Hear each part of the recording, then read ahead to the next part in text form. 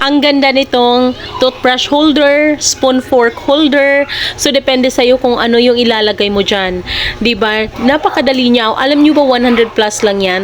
Tapos, maganda siya, decente siya tingnan, social tingnan. Diba? Ididikit mo lang yan sa wall. Tapos, ayan na, may drainage yan. So, may dispenser din ng drainage niya.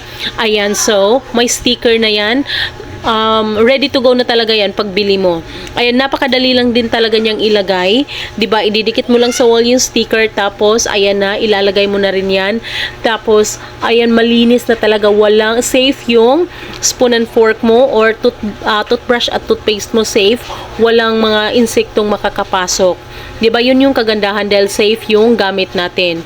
Kaya ano pang hinihintay mo? I-click mo na yung yellow basket natin para maka-order ka. Ang bilis lang din talaga ng kanilang delivery. Tingnan mo naman, 'di ba? Tingnan mo, maganda talaga siya tingnan, guys, malinis. Kaya ano pang hinihintay mo? I-click mo na yung yellow basket natin.